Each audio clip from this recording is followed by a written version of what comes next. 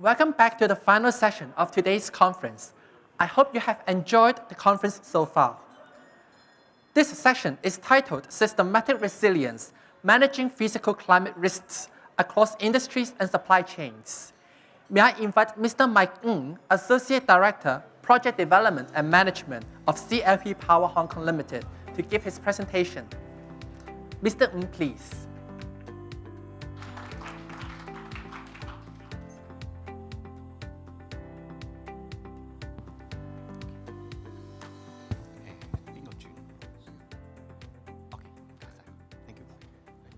Good afternoon, everyone. I'm Mike from CLP Power. Before the panel discussion, I would like to share how we enhance the systemic resilience in our power system.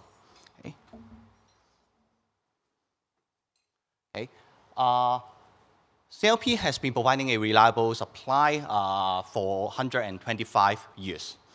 And we are providing the electricity supply over 80% of population.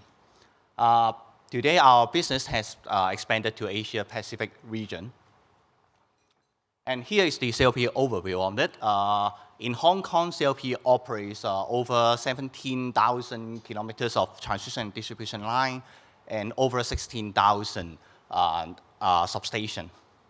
And we maintain a 99.999% supply reliability. To achieve this high supply reliability, climate change is one of the major challenges on it.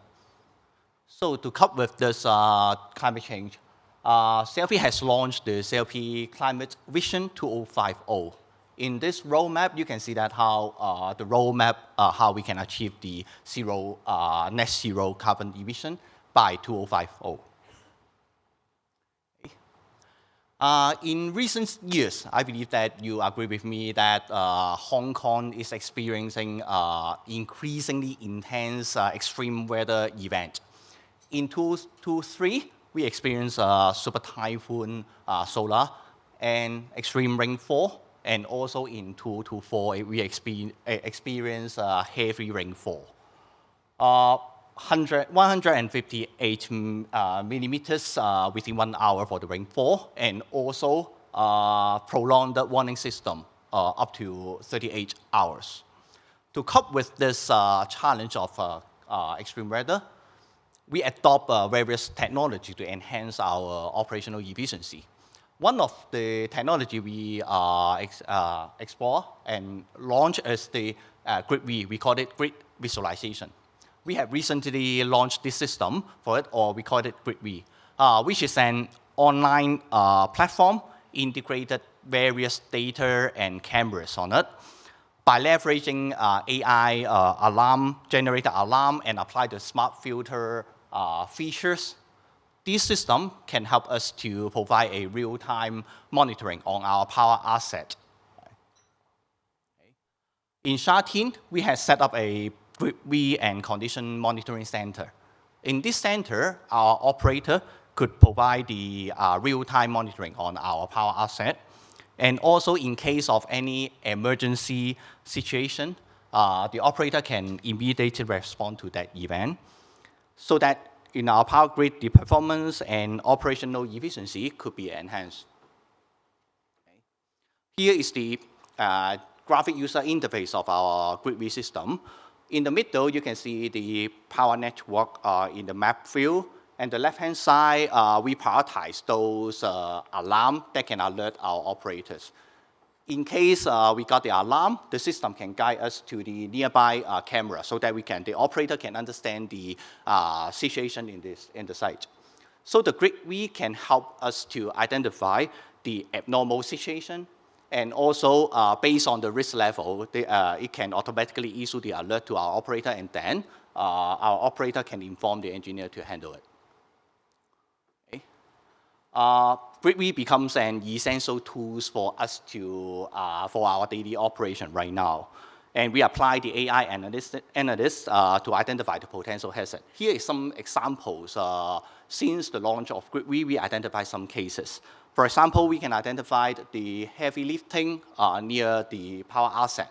And also, by leveraging the AI alarm, it can automatically detect the hill fire and the smoke close to our transmission overhead line so that we can apply preventive measure before the incident. Moving forward, CLP is fully committed to providing the support in the northern metropolis development on it. And here you can see that the roadmap, how we can support on the network and NM development, including the infrastructure development on it.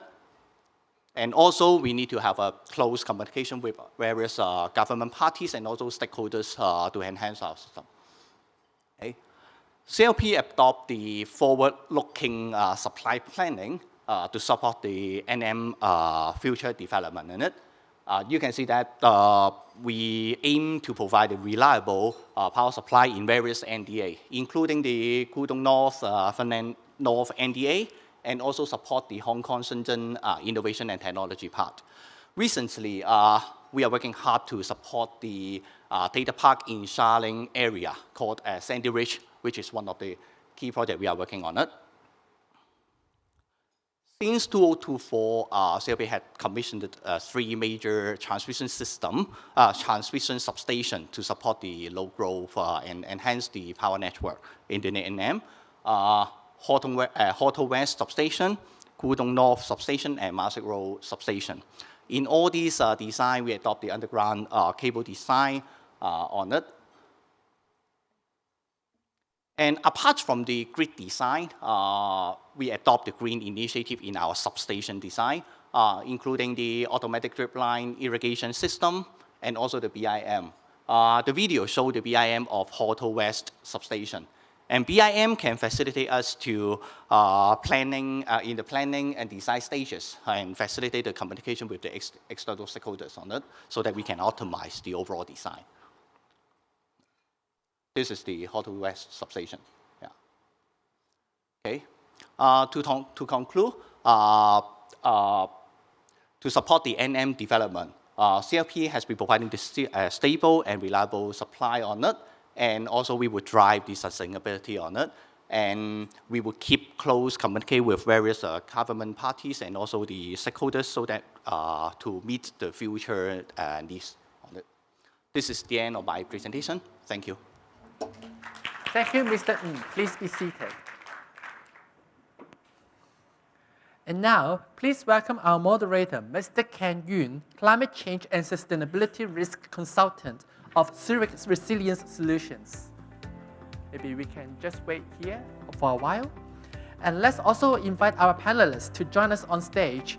They are Mr. Mike Ng, Mr. Joe Yip, Deputy Project Manager, West Development Office, Civil Engineering and Development Department, Engineer Dr. Bruce Chong, Fellow and Director, ARUP, Ms. Jessica Chen, Head of Sustainability, MTR Corporation Limited.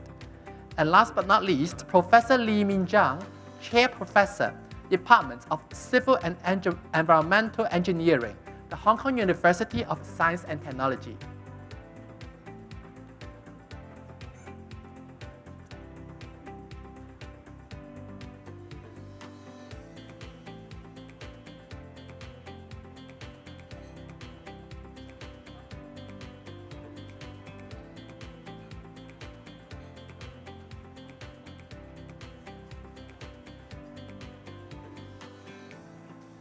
And Mr. Yuen, over the time to you. Thank you.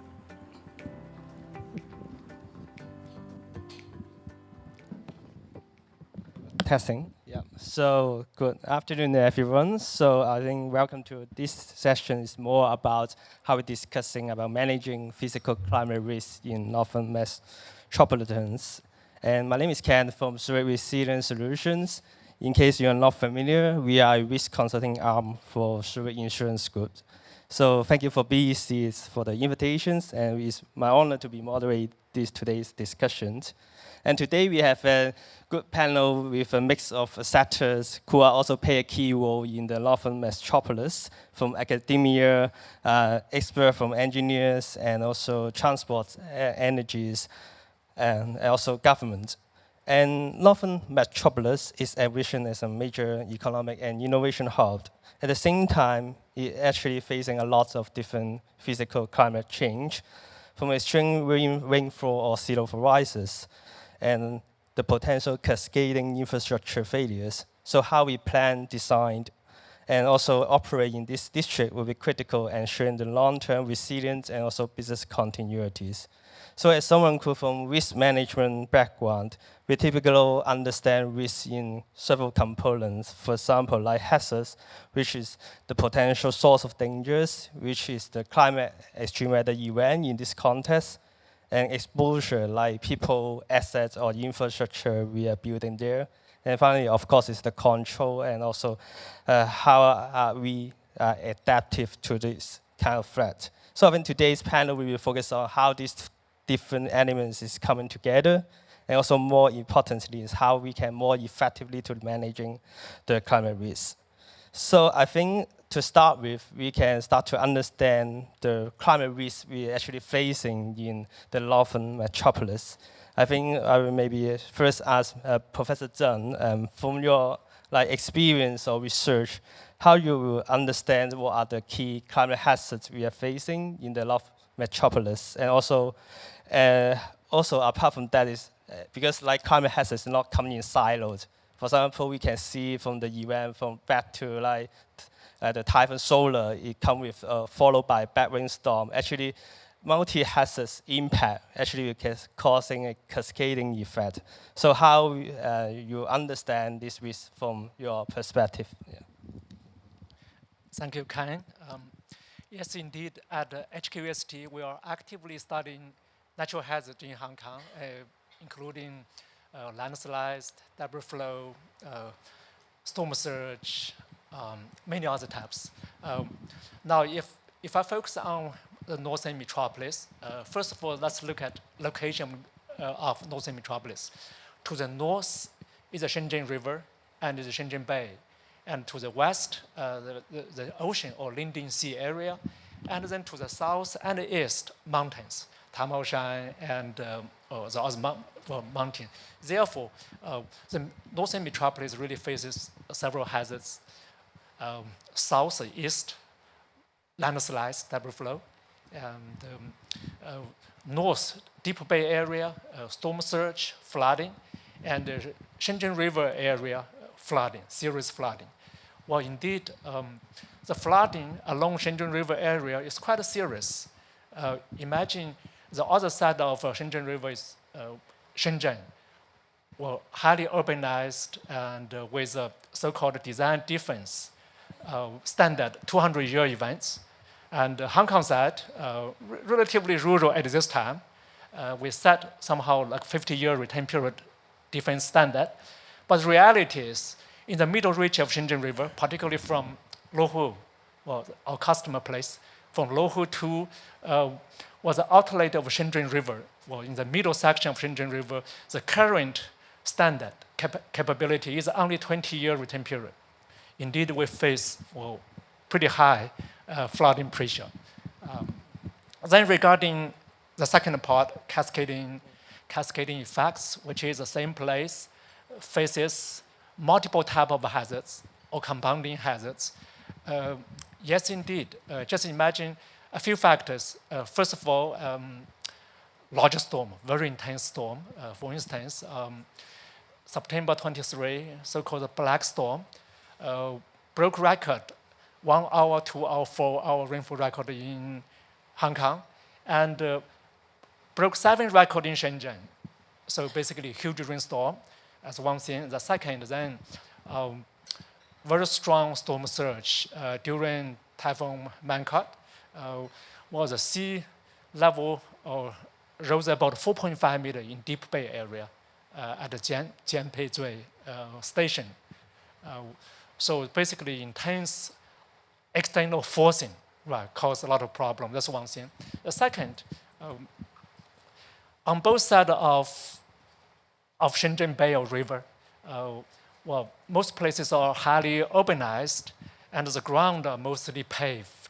Therefore, once the rain falling, majority of water basically turn into flood water. Again, everybody knows local station. By the side of local station is Ludan Village. Right. That area, normal time, the flow rate only 15 cubic meter per second. But during 2023 storm, well, the flow rate reached 1,800. Just imagine, just, well, 100 times larger than normal. So that's kind of urban flood generation mechanism is quite complex, that's one thing. And followed by a few other factors. Well, at the outlet of Shenzhen River area, in the last few years, river sediment deposit, and now the sediment basically about 3 meters high on average, which significantly reduce the flood discharge capability. And also in the last few years, both Shenzhen side and Hong Kong side paid a lot of attention on mangrove or wetland protection, right? But from the other side, the wetland on both sides now occupy about 1/3 of flood discharge channel as compared with years ago. So all those really cause elevated or compounding flood risk in that area. So thank you, Professor Zhang, for sharing us setting the scenes of what are the climate risks we are facing in the northern metropolis. I think let's move on to Mr. Zhou. Yeah, so actually, from your perspective, from CEDD, how deal with the climate risk during planning, and also how the climate projection is incorporated during the projects. Yeah, thank you. We are doing quite a number of NDA in Northern Metropolis. In my office, I'm working in West Development Office of CEDD. We are doing site formation and infrastructure works for western part of the Northern Metropolis. Say a few, the name, the loop, the Ngau Tam Mei, where the university town is, and then the Lau Fau Shan NDA, Hong Shui Kiu Hachun NDA, and also the Yuen Long South NDA. We designed this NDA, we adopt a smart and green resilience strategy, mainly on 3 aspects: a sustainable planning and urban design. The second, the infrastructure system, and the third one is the public mobility. And a good planning and urban design is really important because it makes the people travel, and it improves the people travel pattern and also a quality of life. We do it by formulating appropriate land use planning in NDA.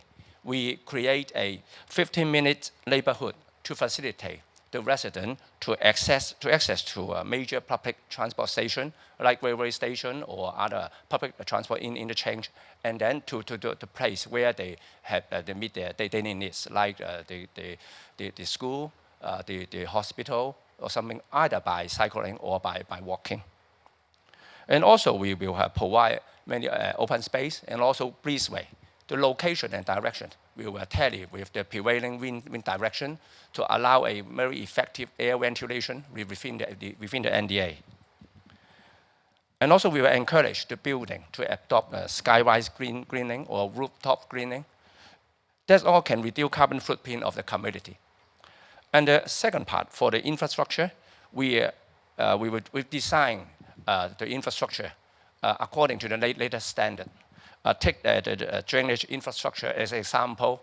We take into account the rise in sea level, the rainfall change due to climate change, and also the latest rainstorm event just mentioned by Mike in September 2023, the extreme heavy rainfall event. We modify our standard, and we cater for all of this. And all kind of infrastructure, in particular the drainage infrastructure, a blue-green infrastructure with the concept of nature-based solution. We built a flood storage facility, floodable open space, and also we revitalize the river. There's a number of concrete channels within our NDAs, and we improve it and we revitalize it to make it like a natural stream course. That all can also improve the carbon footprint and also reduce the burden on drainage infrastructure. And the last one is the public mobility. We adopt a green transport mode in our NDA. We use a heavy railway as the backbone, and aided with, take a Hong Shui Kiu Hachun NDA example. We are building a smart and green mass transit system, so for local network. And also we supplement it with a comprehensive pedestrian and cycling network. Also, we provide a charging facility for electric vehicle and green fuel station or the like. And also, we are reserving land to support a different form of green transport. So we built a Northern Metropolis, which is low carbon in transportation. So we are doing the NDA. We are combining science-based projection, engineering tools, and cross-sector collaboration. So we are not planning for today weather. We are planning for tomorrow climates. Thank you. So thank you, Joe, for sharing the initiative from the government perspective. So I think next turns to like the mass transit infrastructure, which is also the center of the backbone of Northern Metropolis. So Jessica, so like for the project, we see like the Northern Link.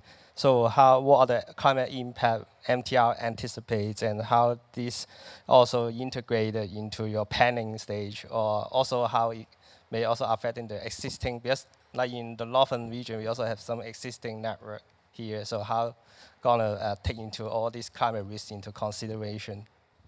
Thank you for the question. I think, well, to set the scene, you know, in the Northern Metropolis, NTR actually is building the Northern Link, and there will be 5 stations in the network, and also there's extension is spur line going to China, connecting to China. So actually, as Director said, well, we are forming the backbone, mass transit backbone in Northern Metropolis. And I think not only in Northern Metropolis, in every NPR station, actually the climate risk is very similar, I would say. Normally, well, the major challenge will be like flooding, landslide, strong rain, lightning, and also high temperature. So all these climate risks affecting our operation. And so for our operation, we'll base on our locations to identify the possible measures that we could incorporate into like our design and also in our future operations. Like for example, to prevent floodings. If you look at our station design, the existing one, you can see that our station always have at least 3 steps above ground, or 450 millimeters above ground. That's one of the resilient measures that we prevent the water coming to our station. And in fact, actually in the 5 stations that I mentioned in the Northern Metropolis, well, in the Northern Link, they are all underground stations. So this kinds of preventive measure is important to prevent water coming to our station. And also, of course, we will have some like floodgates built together when we design the stations. And so I think these are the different measures that we have. And of course, like the heavy rainfalls that our panelists have just mentioned. After that lesson learned, because I think you all remember that we have 1 station flood at that time. And after that incident, actually, we have revealed our existing stations, like the high-risk one, and also identify possible measure that we could further enhance our resilience measures. Like, for example, if you go to Wong Tai Sin, you can see some like sensor, CCTV newly built in the stations so that we can monitor the situation and can provide more fast response to adjust all this issue. So in the new station, I would say we'll reveal all the issues and incorporate all these measures in terms of like the design, and also relied on the technologies to help us to enhance the resilience. So thank you, Jessica. So I think now we can also hear the insights also from Mike. Yeah, because as we know, like Northern Metropolis will be expected hosting a high density of populations. Also, we may have also industrial park that have data center. This is also a high energy intensive industry, which rely on like the powers. So how CLP, I think like step a little bit back, is how overall approach is assessing climate risk in Northern Metropolis. And also, what are the considerations during the planning stage? Yeah. Thank you for the questions on it. As I mentioned, we have seen lots of super typhoon. We have seen record-breaking rainstorm, which hit Hong Kong in the past few years. So we need a reliable backbone to support the power system, the power supply, right? And so, as I mentioned in the presentation, since 2004, we further strengthen our power system network. We established 3 transmission substations so that we can enhance the power grid supply and also provide the load growth in various NDA. In the substation design and also the network design, we adopt the underground design on it so that we can enhance the resilience of the power supply for it. And also, so to moving forward, in our planning in the Northern Metropolis development on it, we need a more proactive planning, forward-looking planning for it, so that we can plan ahead how we can further enhance the power network and support the load growth for various NDA on it. Okay, so thank you, Mike. So I think you heard about like some key operators, how they're managing and also assess climate risk for their asset on network. So I think a question to Bruce is also, because we always understand the climate risk maybe from an asset level. But however, we can see that our previous speaker also mentioned, actually, every system, they are interconnected with each other. So how we can assess or understand the climate risk at a district or metropolis levels, and what are the approach will be different from just traditional, we do a site assessment, and what are the challenges you can see from that. Yeah. Thank you. I would like to firstly mention about our engineering standard, because a lot of people concerned about, is Hong Kong safe for future climate changes? We just mentioned about the hazard of multiple cases. I think as an engineer, collectively we have already contributed to the major standards across. You mentioned about asset, physical asset. So just to name a few, within the engineering design, we have coastal infrastructure, we have drainage design, we have highway design, the network, as well as building design, just to name a few. And then we have the privilege of enjoying, all these standards basically already consider future climate change. And it's not that usual, comparing even other cities. Talking about, down to individual domain, individual engineering systems. But having said that, we have no complacency at all, because we are now facing uncertainty. Just based on sort of prescriptive or following standard approach may not be sufficient, especially for Northern Metropolis or our future city. So to answer your question, I would like to just highlight a few points that we can consider beyond prescriptive, beyond code approach. Number one, you already mentioned about stress testing. Right? When we talk about stress testing, is about, or have we considered sort of the extreme condition? So it's related to the multiple hazards. How do we combine all this and identify probable cases that would happen in the years to come? Now, when we talk about stress testing, I give you an example. Like even our previous project, some critical project already considered this. If super typhoon directly hits Hong Kong, so meaning within 50 kilometers, Hong Kong boundary, then what would happen? Have we done this stress test? And how do we cope with it? Through both hardware and software and management. Now, this is what we talk about, stress testing. And also, under stress testing, of course, there could be a lot of scenarios combining different, like storm surge induced rainfall, as well as high tide, right? Now, this is sort of stress testing and scenario testing. Number two, it's about, have you considered the criticality of our infrastructure and also physical asset in our future city? Now, when we talk about criticality of those infrastructure, it's talk about not a common blanket approach. Like I already mentioned, several standards. Now, these standards actually just classify, very important, moderate, different classes, of course. Now, we follow the standard. But when we talk about some critical facilities, like data center to serve the whole of the metropolis, right? University campus, the control room for, some critical facilities.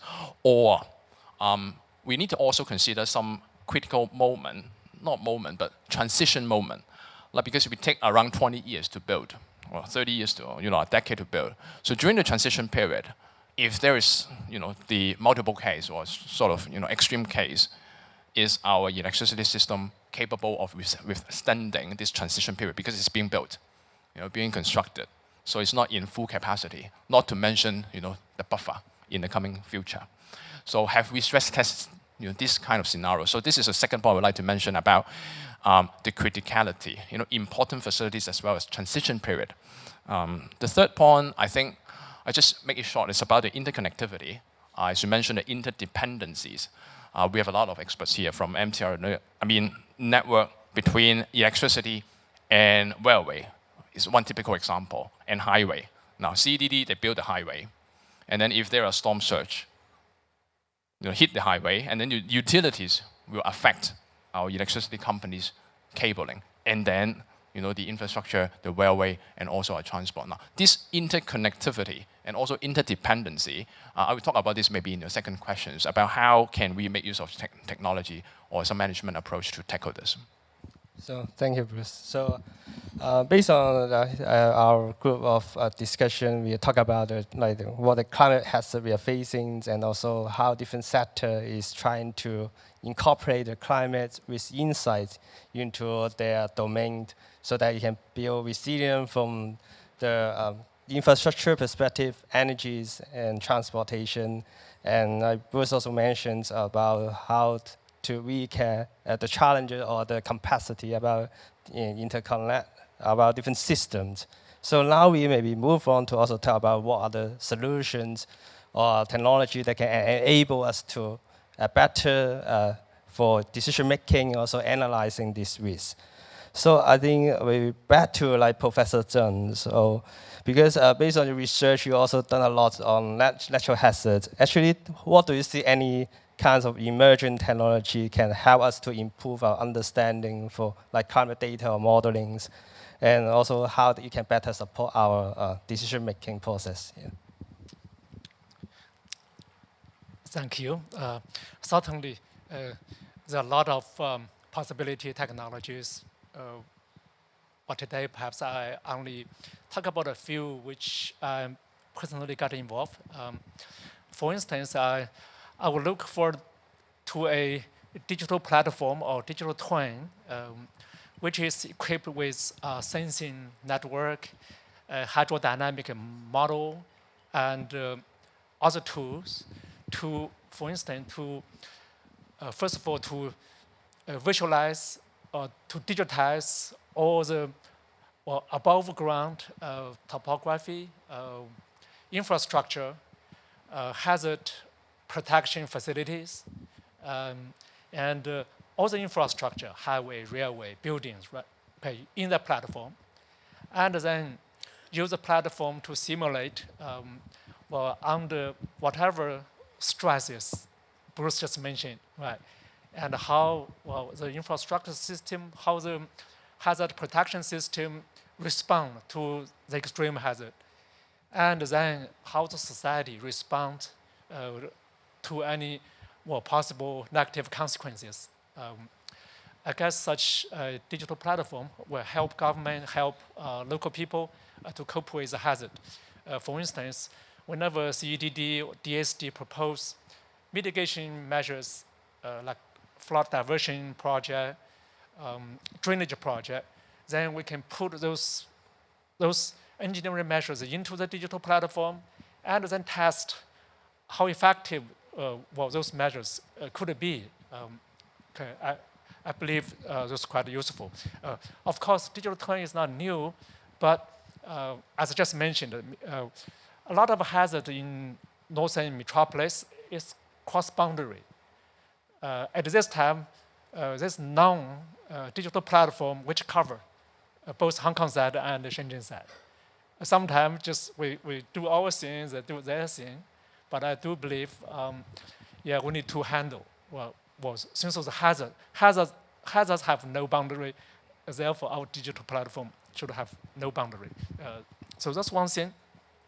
Second, in the last few years, university in Hong Kong, UST, Chinese U, Poly U, all conduct a lot of sensing, remote sensing technology project or technologies.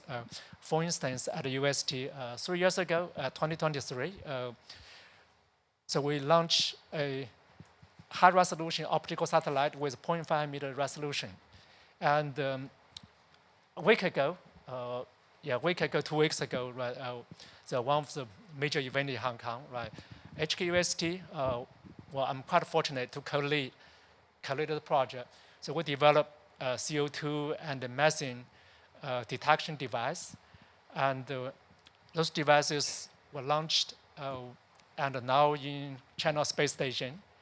And a few days ago, our Dr. Lei, the first Hong Kong astronaut, now stay in Tiangong, where operate our methane and CO2 detection devices.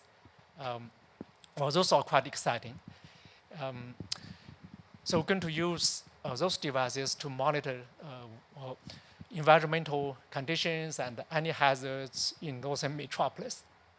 And trust me, although we are regarded as highly sustainable, we pay a lot of attention on pollution control, whatever. But in the last short period of time, we did use all the satellite resources to look at northern Metropolis.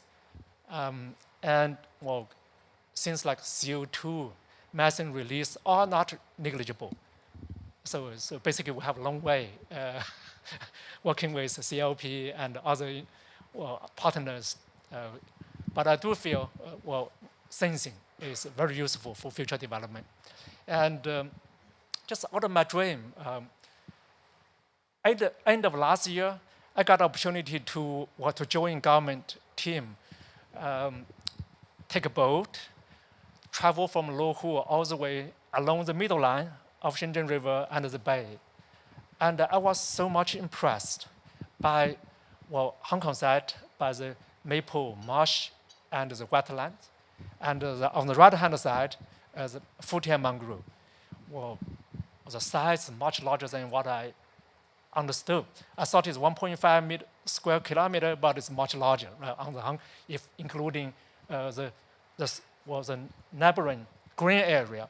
So I have a dream someday we got a technology, make the green area accessible to citizens, make it a cross-boundary tourist area. Perhaps, hope CEDD, DSD, ARUP work harder to make this possible. Thank you so much. Okay. So thank you, Professor Zhang. So I think building on that, because like Professor Zhang talking about like digital twins and other like satellite imaging that can help us a better visibility on the information.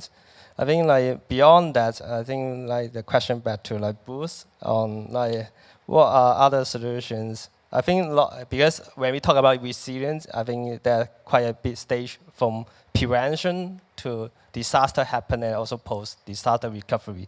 So how any other like technology can help within different stage, and also as we talk about rain growth and MBS, and also how this can minimize the climate risk. Yeah.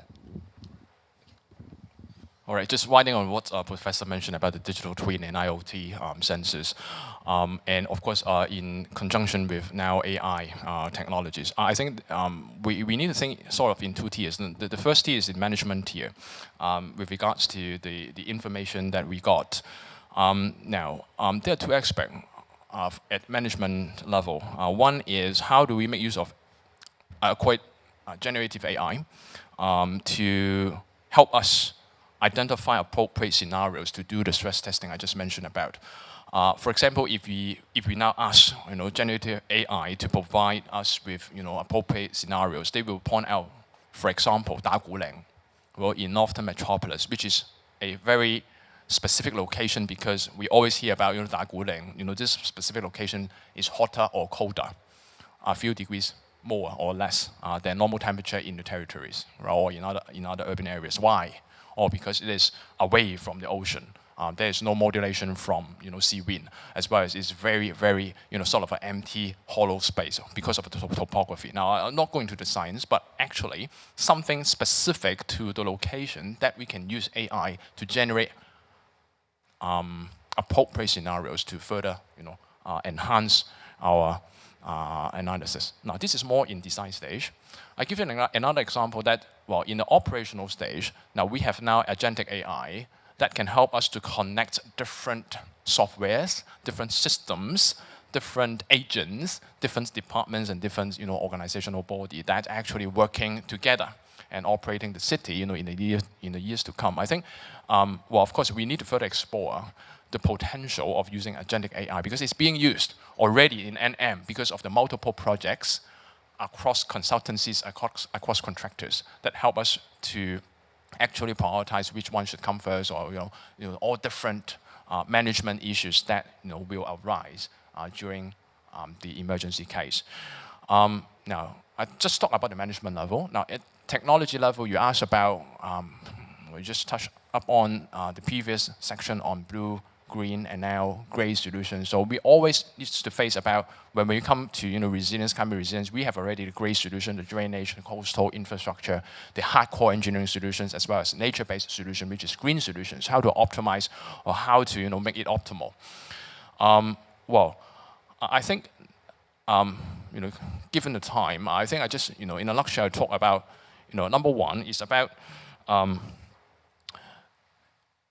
we haven't yet sort of really balanced between the green and gray. From engineering's perspective, because we directly follow drainage standard, right? Even we already adopt a lot of green solutions. For example, retention pond, sponge city concept, permeable pavement. But we still follow the strictest rule or engineering design rule. So gray standard and green standard, basically they come together without really optimizing it. So the next step, of course, is to use probably further optimization between green and gray, to further save the cost of the engineering in the engineering side. And I envisage that in the years to come, when we talk about combining both solutions, for example, if we have the retention pond, we can convert it to, say, for example, a lake, or a bigger pond for not only resilience purpose, but also for amenity purpose. We, at some point years ago, we also proposed to the fire service department, can it be a fire service tank as well to store water? And then in emergency case, it can be, again, dual purpose, depends on which kind of, what kind of emergency. Is this fire or is it climate? That kind of multifunctional thing is a good example of combining, all sort of, green, solutions. As well as, we mentioned about trees, right? Trees is another typical example. It's not only for amenities, it's not only for aesthetic, from landscape perspective, it also provides carbon mitigation, obviously, sequestration, mitigations during under normal circumstances, as well as biodiversity, as well as, the functioning of sponge city, to tackle resilience. So again, multiple benefits. And this kind of, if you like, philosophy or design principle, it needs to be embedded and implanted into our design guidelines, talking about, multiple parties, they need to have sort of common considerations and inject or sort of, implant it into our design and planning so that it can, be realized down the road. So thank you, Bruce. So I think back to Joe. So riding on what you mentioned earlier on the overall approach in managing climate risk. So what are the specific example on adaptation measures has been implemented in North Metropolis, help managing any case study to share?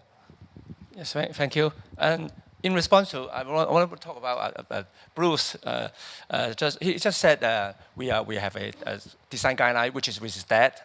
But how we implement, how we design our infrastructure to deal with it, it is live.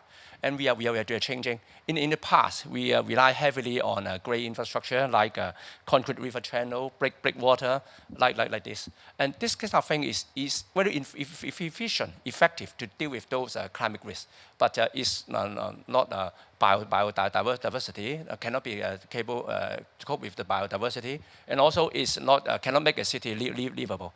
For example, like Bruce said, in Dagulan, it is always 2 to 3 degrees higher than other areas in Hong Kong. I think because it is don't have enough vegetation, and also the river channel there are made of concrete. And now we in our NDA, we are not making this kind of works again. we are turn our gray infrastructure into a blue-green infrastructure with some nature-based solution concept. And for example, we are doing some key elements like a floodable open space, just like Blue said. This is a single site, multiple use. During fine weather, it will be a park. People can enjoy it. And under extreme weather, it will turn into a lake, a storage pond. It can help the drainage system to cater for the sudden increase in rainfall. And also, it also can make the city more resilient. And other element like mini forest, we are now not trying to plant an individual tree one by one along the street. We are trying to create some mini forest within the city. It can can improve the carbon footprint, and also can create some space for some insect, for the birds to live inside, and make the city more and more livable, and also can improve the biodiversity. And also we are doing a bioswave, so help let we are not doing the concrete pavement, the bioswave, let the soil to absorb the rainfall, and also can dilute or even to improve the water quality before they discharge into the drainage channel. And also we are some major characteristics, like in Ngau Tham Mei, the university town. There's a Ngau Tham Mei main drainage channel here. It's 2 kilometers long. It is now a concrete channel. It's very efficient in dealing with flooding, but it's just like a very dry channel. So we will make it, when we are doing a site formation, we will widen it and also turn the concrete lining into a natural with fully vegetation. And also we are building some free features like a fish ladder, and also some small pond. And we will using some natural substrate to create the river bed. So the river will always full of water, and also can have be a new environment for the animals or insect. And also the drainage channel have a very important function is for the bird to fly. It is also one of the major bird flight corridor in the area. And so we will widen it and make it a good place for the bird, for the local bird or some migratory bird to find their food inside. And moreover, the Ngau Tham Mei main drainage channel will be surrounded by building. And now we are preparing a bird-friendly design guideline for the building alongside the drainage channel to observe, like a stepped height, and also the material along the river channel will not be purely glass, because it will reflect the sunlight, and the people may be leading to the bird kill facility. But we are doing a guideline to prevent this for the building along the drainage channel to follow. And also we are doing adopting a progressive adaptive approach.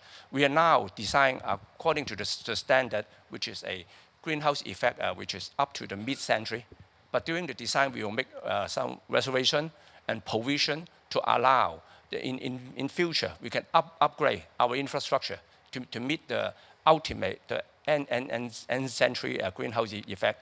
So there's this the major thing that we adopt in our infrastructure design. Thank you, Joe. So I think now move also to Jessica's from the MTR's perspective. So how any new technology has been incorporated in different stages, like prevention or even emergency response, how it can help you. Okay. As I mentioned, we will make use of different technologies, like the case in Wong Tai Sin. We will make use of sensor and CCTV, incorporate some AI, and so that we can monitor real time about the actual situations, about the station entrance, whether there's water incoming to our station. So that's one of the example. But then apart from that, flooding, actually tree is another hazard to us, because if tree falling to our network, then we will interrupt our operation. So we also have some technologies used to enhance the or safeguard the safety of to prevent tree falling. For example, like we have adopted near-field communication technologies to embed a tag in trees on the trees along our station, and also in that we have managed, so that we know about the health conditions of that tree. So whenever our tree colleagues to check the tree, they can tap it, and then they know about the conditions. And apart from that, like along our light rail line, because there's open sections. So we have using like LiDAR, AI, and also 3D mapping to scan about the conditions of the tree, so that whenever there are any potential to fall, we will have some mitigation measures to prevent it, so that it will avoid interrupting our operations.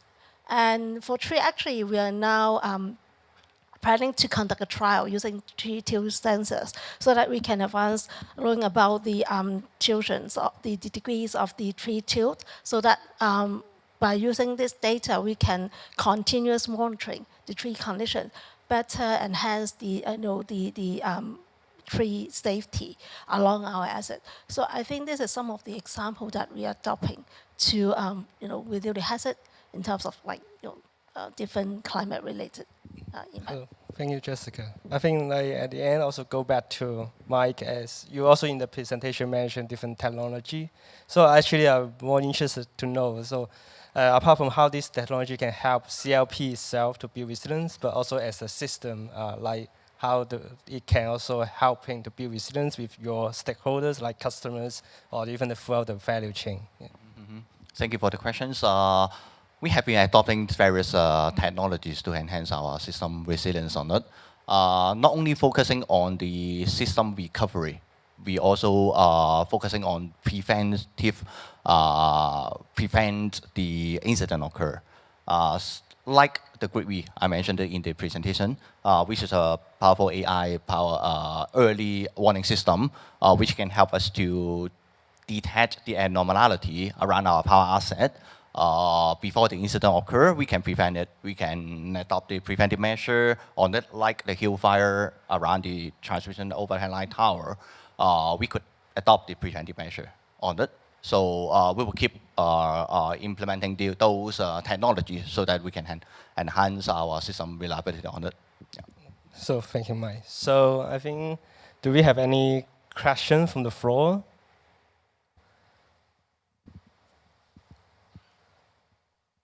Or on the online? I'm not sure.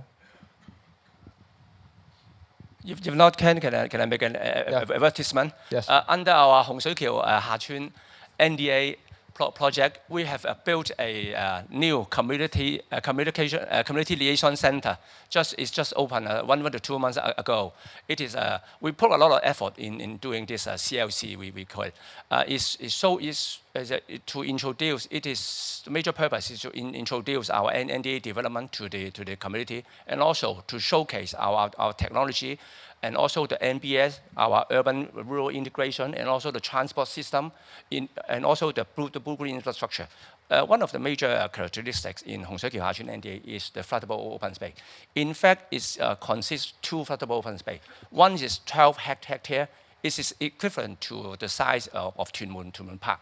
The another one is 8.8 hectare.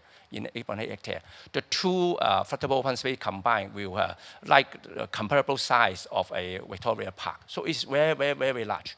And this floodable open space, just like I just mentioned, when the weather is fine, it is for public to enjoy. It is an open space. But under extreme weather, it will turn into a floodable area to help to relieve the extreme rainfall. And also, under the large the floodable open space, the 12 hectare one, there's a man-made wetland. And 1 to 2 months ago, I visited the Maibo Natural Reserve. I saw that there are 3 to 4 water buffalo living in their wetland. And now we are exploring the feasibility to borrowing or lending 1 to 2 water buffalo to live in our man-made wetland, because the size is very large. Now we are exploring the feasibility. And if any one of you is interested in 洪水橋下村 NDA, you can visit our website and book a tour to visit our Community Liaison Center. Thank you. Thank you. So I think if there are no further questions, I think we really thank you for all our panelists today. And as law of Metropolis developed, I think embedding climate resilience is from the outset is not just a risk management exercise, but also a strategic investment in the long-term economic growth. So I hope today's sessions will help deepen the collaboration across disciplines and organizations. So again, thank you for all the speakers. And yeah, thank you. Thank you, Mr. Yuen and the panelists for bringing us some ideas on the precautions against the climate risk on the infrastructure of the Northern Metropolis area. So would you please come forward to take a group photo?